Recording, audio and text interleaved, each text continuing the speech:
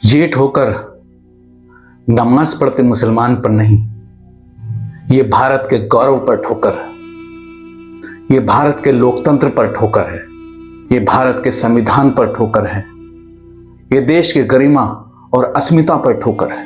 ये पुलिस वाला नहीं, ये कोई नफरती मानसिकता भरा शैतान है। इसका सस्पेंशन नहीं, इसका टर्मिनेशन होना चाहिए। ये देश में हो क्या रहा है? हर तरफ नफरत और संकीर्ण मानसिकता फैलती चली जा रही है। ये लोग आखिर चाहते क्या हैं? और इनकी हद कहीं है भी या नहीं? ये नफरत का तूफान कभी थमेगा या इसका रूप और विकराल होता चला जाएगा? क्या ये नहीं जानते कि इनका ये कुकर्म पूरी दुनिया देख रही है? क्या ये नहीं जानते कि इनका ये दुर्व्यवहार पूरी दुनिया समझ रही है? नमाज की हालत में कोई किसी को कैसे ठोकर मार सकता है? कैसे किसी के अंदर इतना जहर भरा हो सकता है? इस इंसान की हिमायत करने वाले बोल रहे हैं कि रोड पर नमाज पढ़ते ही क्यों हैं? तो मैं उन लोगों से पूछना चाहता हूं, क्या रोड पर सिर्फ नमाज पढ़ी जाती है? क्या रोड पर जगराता नहीं होता? क्या रोड पर जागरण नहीं होता? क्या रोड पर भंडारा नहीं होता? और क्या रोड पर कांवड़िए नहीं निकलते? या सिर्फ नमाज ही पढ़ी जाती है रोड पर?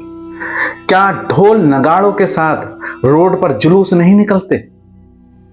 क्या यह अधिकार सिर्फ बहुसंख्यक को है, अल्पसंख्यक को इसका अधिकार नहीं है?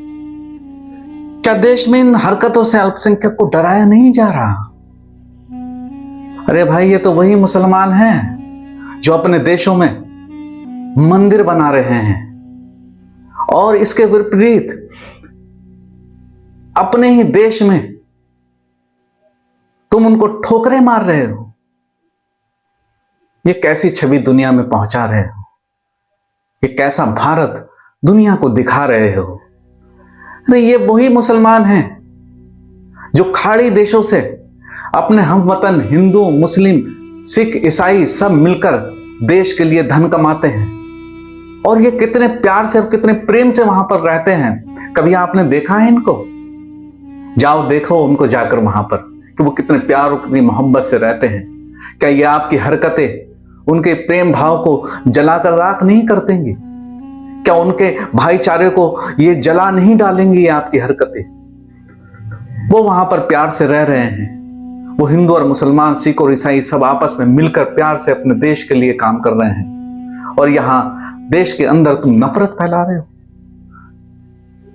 क्या जवाब दोगे उनको जो वो आपसे पूछेंगे? कोई जवाब है आपके पास? ये नफरत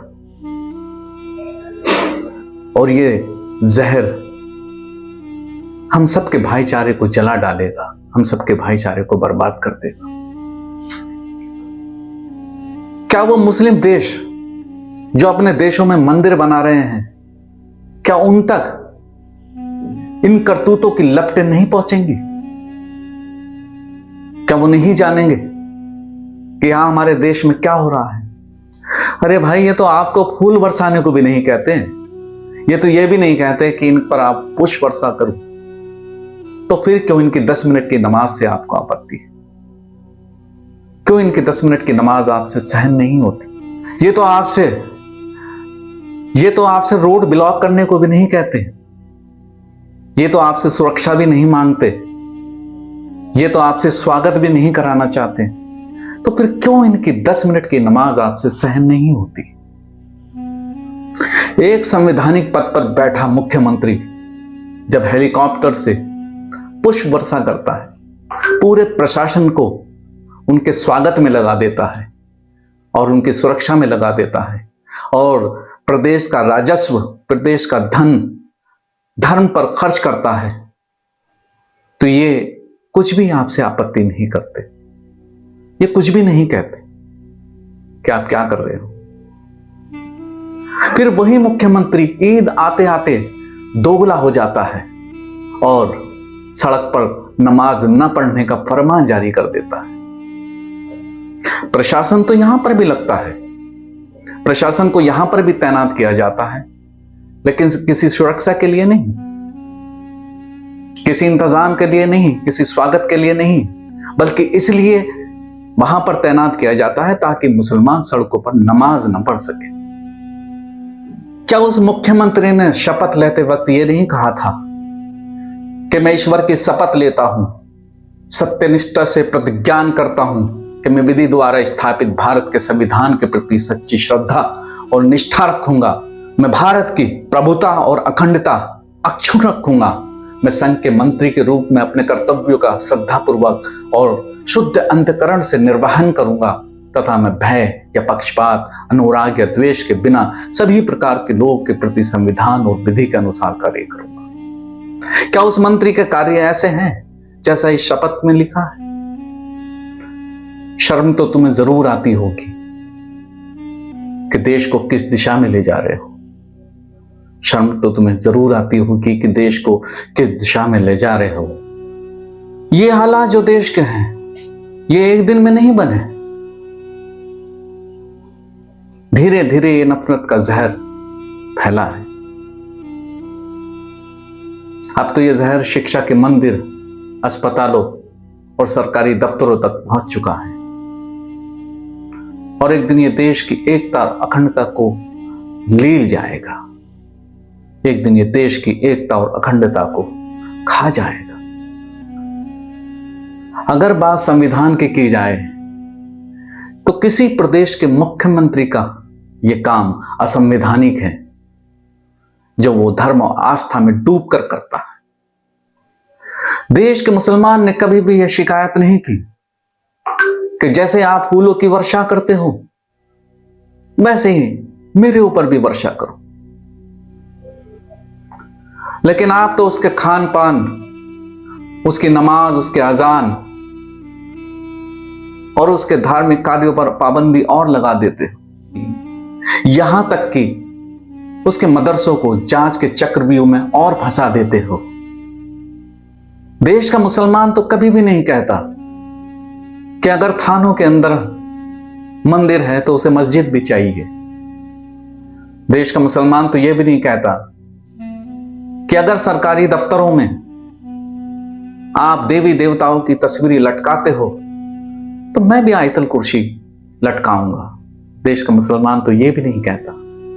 देश का मुसलमान तो कभी यह भी नहीं कहता कि अगर आप देश के प्रतिष्ठानों का, सरकारी भवनों का, दफ्तरों का अनावरण पूजा पाठ और हवन से करते हो तो मैं कुरान पढ़कर इसका अनावरण करूंगा। देश का मुसलमान तो यह भी नहीं कहता, जबकि यह उसका संवैधानिक अधिकार है। वरना धर्म को घर की दहलीज के अंदर छोड़कर आए और देश को देश समझे, तभी सबके लिए बराबरी होगी, तभी सबके लिए समानता होगी। धर्म कभी भी